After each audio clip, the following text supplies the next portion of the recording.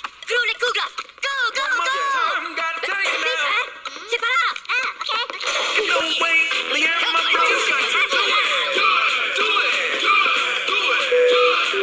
Hola mi Google, ikutin. Lepo suit pala po Nutella. Come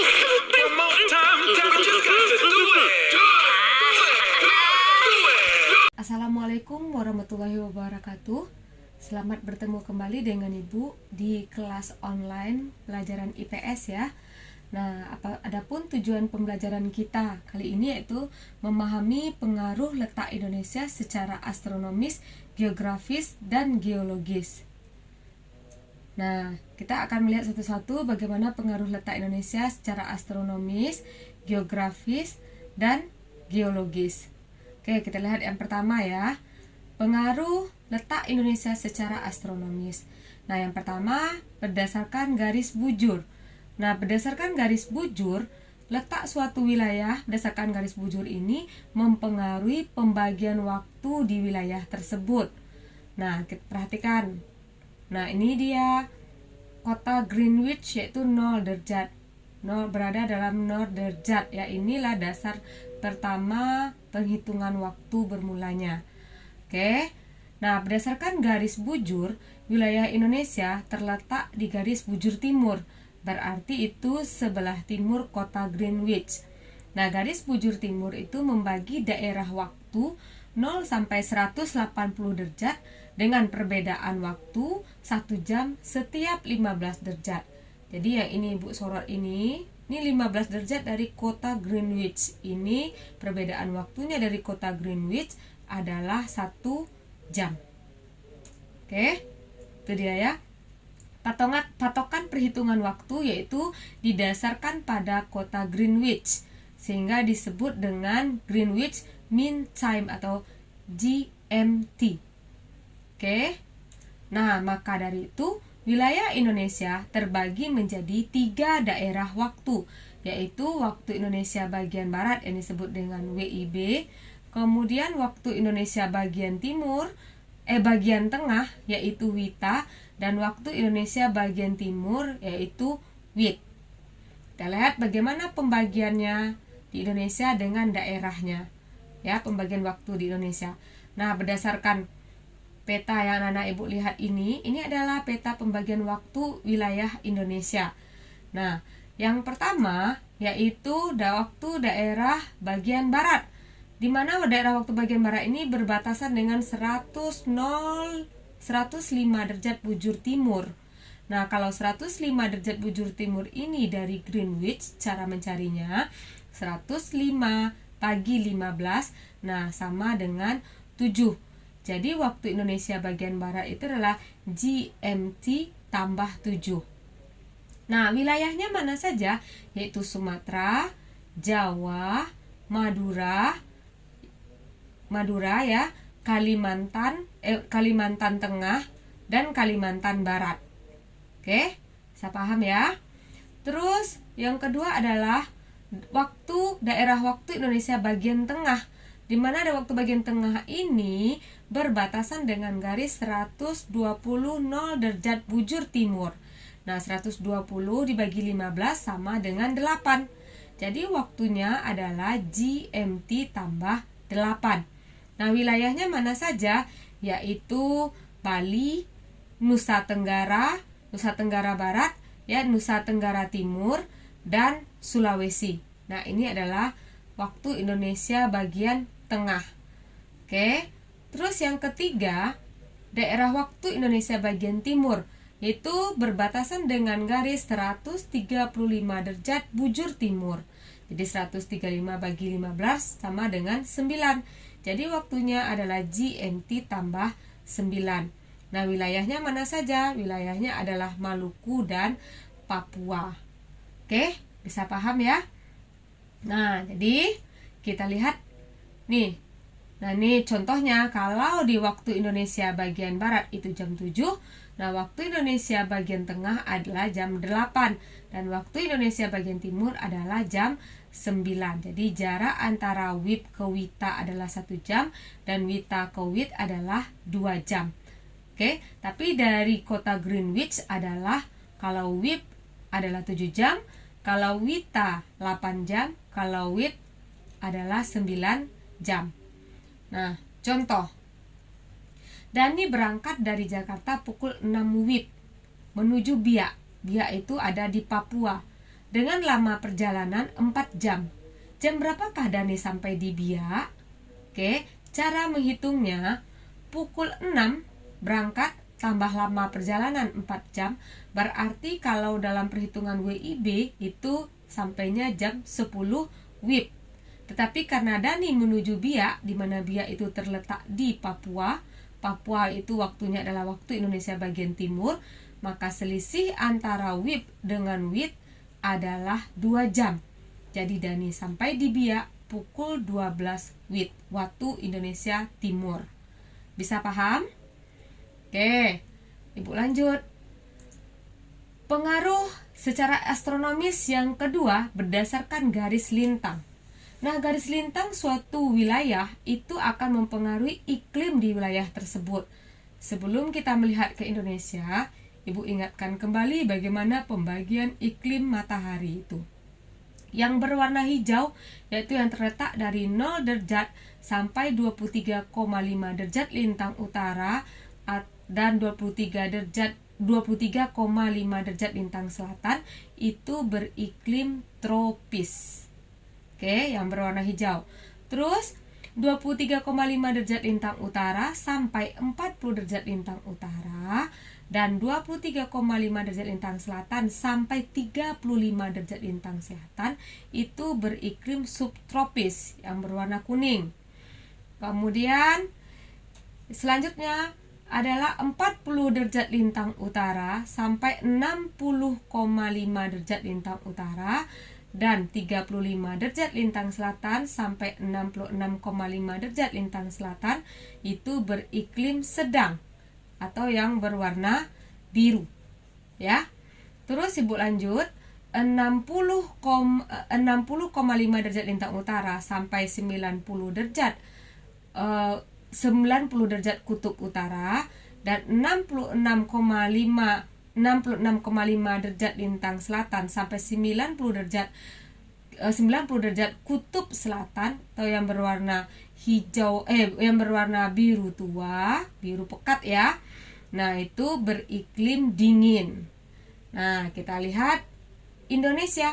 Masih ingat kan anak-anak Ibu? Indonesia berdasarkan garis lintangnya letaknya adalah 6 derajat lintang utara ya. Ini sampai 11 derajat lintang selatan. Berarti Indonesia beriklim tropis. Bisa paham ya? Oke. Berarti kita harus bersyukur nih anak-anak Ibu semua, karena kita tinggal di wilayah tropis seperti negara kita Indonesia ini, dimana seperti kita ketahui ciri-ciri iklim tropis yang ada di negara kita itu adalah sinar matahari selalu ada sepanjang tahun dan suhu udaranya tidak ekstrim, dimana tidak jauh berbeda antar musim, sehingga masih cukup nyaman untuk melakukan berbagai kegiatan baik di dalam ataupun di luar rumah. Jadi jangan lupa bersyukur terus ya anak-anak Ibu. Terus kita lihat, kita simpulkan pengaruh letak Indonesia secara astronomis tadi. Yang pertama, berdasarkan garis bujurnya, wilayah Indonesia memiliki 3 pembagian waktu, yaitu WIB, waktu Indonesia bagian barat, WITA, waktu Indonesia bagian tengah, dan WIT, waktu Indonesia bagian timur. Kemudian, berdasarkan garis lintangnya, wilayah Indonesia beriklim tropis. Oke, itu secara astronomis. Kemudian kita lihat yang kedua, pengaruh letak geografis Indonesia. Masih ingat kan anak-anak Ibu? Letak geografis Indonesia? Nah, pengaruhnya yang pertama adalah wilayah Indonesia memiliki iklim tropis yang lembab. Kenapa? Karena Indonesia secara geografis itu berbentuk kepulauan, di mana wilayah perairannya lebih luas daripada daratannya, sehingga Indonesia beriklim tropis yang lembab. Kenapa? Karena curah hujan rata-rata tahunannya relatif tinggi. Nah, adapun daerah-daerah di wilayah Indonesia memiliki curah hujan yang rendah, antara lain daerah padang rumput di Nusa Tenggara dan Sulawesi Tengah. Nah, maka dari itu kita memiliki iklim tropis yang lembab. Kemudian pengaruh letak geografis selanjutnya yaitu yang kedua, bertiupnya angin muson. Apa yang dimaksud dengan angin muson? Angin muson merupakan gerakan massa udara yang terjadi karena pengaruh perbedaan tekanan udara antara benua dan lautan, di mana proses terjadinya angin muson di Indonesia dapat dipengaruhi oleh benua Asia dan benua Australia, serta dua samudra yaitu Samudra Pasifik dan Samudra Hindia. Nah, angin muson bertiup di wilayah Indonesia dan mengalami pergantian arah setahun 2 kali. Angin muson di Indonesia ada 2, yaitu angin muson barat dan angin muson timur. Nah, angin muson itu disebut juga dengan angin musim. Karena angin muson di wilayah Indonesia memiliki 2 musim, yaitu musim hujan dan musim kemarau. Sekarang kita lihat satu-satu. Angin muson barat. Angin muson barat itu periodenya adalah Oktober sampai April. Nah, perhatikan gambar peta pada slide berikut. Nah, tanda panah ini adalah tanda panah yang ke bawah ini menunjukkan bertiupnya angin muson barat. Angin muson barat itu bertiup dari benua Australia, dari benua Asia menuju benua Australia. Itu melalui Samudra Hindia. Samudra Hindia yang cukup luas sehingga membawa kandungan uap air yang cukup tinggi dan mengakibatkan pada periode ini di Indonesia terjadi musim hujan. Ya. Oke, itu disebut dengan angin muson barat. Jadi pada saat angin muson barat bertiup, Indonesia mengalami musim hujan. Kemudian kita lihat yang kedua, angin muson timur. Itu periodenya adalah April sampai Oktober. Nah, perhatikan tanda panahnya dari bawah ke atas, ya. Nah, angin muson timur itu bertiupnya itu dari benua Australia menuju benua Asia. Nah, melalui perairan-perairan yang cukup sempit, ya, sehingga kandungan uap air yang dibawa tidak terlalu banyak. Nah, maka Indonesia pada periode ini mengalami musim kemarau. Jadi karena angin muson itu, maka Indonesia terjadi 2 musim, yaitu musim hujan dan musim kemarau. Terus kita lihat pengaruh letak geografis di Indonesia selanjutnya. Ya. Indonesia berada di posisi persilangan yang strategis, seperti yang minggu kemarin sudah Ibu jelaskan. Nah, apa pengaruhnya kita berada di posisi persilangan yang strategis? Yang pertama, kawasan Indonesia menjadi tempat bertemunya kebudayaan. Ya, bertemunya kebudayaan. Kemudian, yang kedua, Indonesia dilalui oleh jalur perdagangan utama dunia. Nah, lihat jalur pelayaran dunia, ya. Jalur pelayaran dunia itu seperti yang nampak pada peta, jalur pelayaran dunia itu terbagi 2. Yang pertama, rute pelayaran utama dunia atau core route, yaitu menghubungkan Amerika Utara, Eropa, dan Asia Pasifik melalui terusan Suez, Selat Malaka, dan terusan Panama. Nah, perhatikan pada peta ini jalur pelayaran utama itu adalah garis biru yang agak tebal. Nah, ini Indonesia. Nah, berarti kita dilalui oleh jalur pelayaran dunia utama. Oke, selain jalur pelayaran utama, jalur pelayaran dunia selanjutnya adalah jalur pelayaran pendukung atau secondary route yang melayani pasar yang lebih kecil. Nah, perhatikan, kalau dalam peta ini adalah yang bergambar biru yang tipis. Nah, ini negara kita. Berarti negara kita juga dilalui oleh jalur pelayaran sekunder. Nah, itu makanya kita diuntungkan secara ekonomi karena karena dilalui oleh jalur pelayaran dunia, baik utama maupun pendukung. Oke. Terus, nah, ini pada gambar ini. Ini adalah gambar Selat Malaka.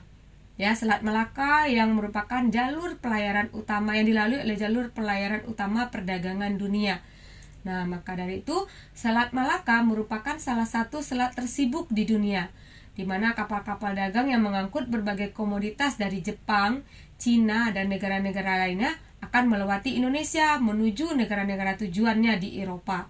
Sedangkan Indonesia juga dilewati oleh jalur perdagangan dari Asia ke arah Australia dan Selandia Baru. Ya, itu karena kita berada di posisi silang antara dua benua besar yaitu Asia dan Australia. Terus kemudian pengaruh, kita simpulkan ya bagaimana pengaruh letak Indonesia secara geografis itu. Yang pertama, Indonesia memiliki iklim tropis yang lembab. Yang kedua, bertiupnya angin muson, yaitu angin muson barat dan angin muson timur. Yang ketiga, masuknya pengaruh kebudayaan lain ke Indonesia. Yang keempat, Indonesia dilalui oleh jalur lalu lintas perdagangan dunia. Itu pengaruh letak Indonesia secara geografis. Paham ya? Terus Ibu lanjut. Pengaruh keadaan geologi Indonesia. Masih ingat kan anak-anak Ibu semua? Bahwa secara geologi Indonesia adalah pertemuan dari 3 lempeng besar, yaitu Eurasia, Pasifik, dan Indo-Australia. Nah, maka dari itu sering terjadi bencana gempa bumi. Nah, kemudian secara geologi yang kedua, Indonesia dilalui oleh 2 jalur pegunungan besar dunia, yaitu Sirkum Mediterania ya, dan Sirkum Pasifik. Kita lihat satu-satu. Sirkum Mediterania. Sirkum Mediterania berawal dari pegunungan Atlas, pegunungan Alpen ya di Eropa, kemudian menuju pegunungan Himalaya di Asia dan masuk Indonesia melalui Pulau Sumatera. Nah, di Indonesia Sirkum Mediterania membentang mulai dari Pulau Sumatera ya, kemudian Jawa, Bali, Nusa Tenggara, dan Maluku. Nih dia ya, Maluku terakhir. Itu Sirkum Mediterania. Nah, Sirkum Mediterania di Indonesia itu terbagi menjadi 2, yaitu busur dalam, merupakan vulkanik sehingga mengakibatkan banyak terdapat gunung api aktif di sekitar rangkaian Sirkum Mediterania tersebut. Kemudian busur luar yaitu non-vulkanik, yaitu ini tidak bersifat vulkanis. Membentangnya dari mana busur luar ini? Yaitu dari pantai barat Sumatera, pantai selatan Jawa, dan pantai selatan Kepulauan Nusa Tenggara. Itu Sirkum Mediterania ya. Kemudian yang kedua yaitu Sirkum Pasifik yang berwarna biru. Nah, Sirkum Pasifik itu berawal dulu dari pegunungan Andes ya, di pegunungan Andes di Amerika Selatan, lalu bersambung ke pegunungan Rocky di Amerika Utara dan masuk ke Indonesia melalui Sulawesi. Ya, melalui Pulau Sulawesi.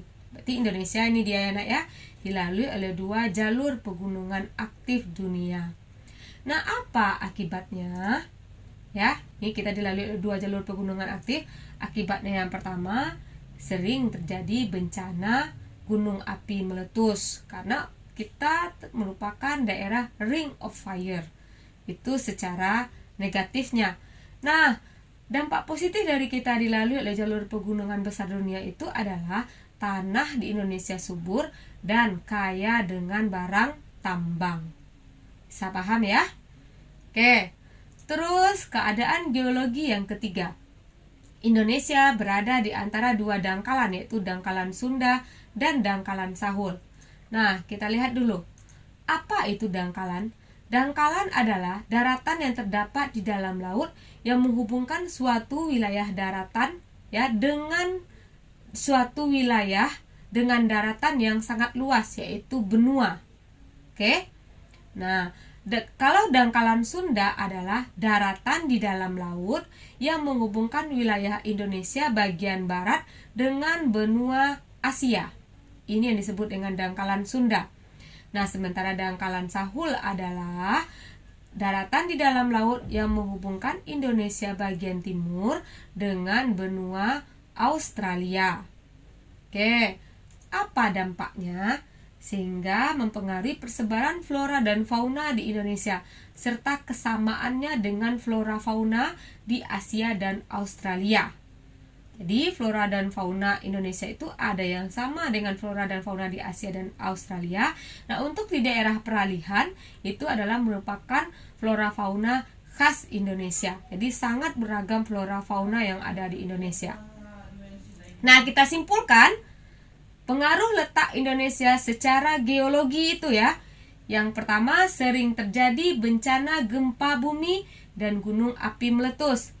Yang kedua, tanah subur dan kaya akan barang tambang. Yang ketiga, terdapat keanekaragaman flora dan fauna di laut, baik yang memiliki kesamaan dengan benua Asia dan benua Australia maupun yang khas Indonesia. Oke anak-anak ibu, itulah pelajaran kita pada pertemuan kali ini, yaitu tentang pengaruh letak Indonesia baik secara astronomis, geografis, dan geologis. Terima kasih untuk perhatiannya, dan pesan ibu tetap semangat untuk belajar ya.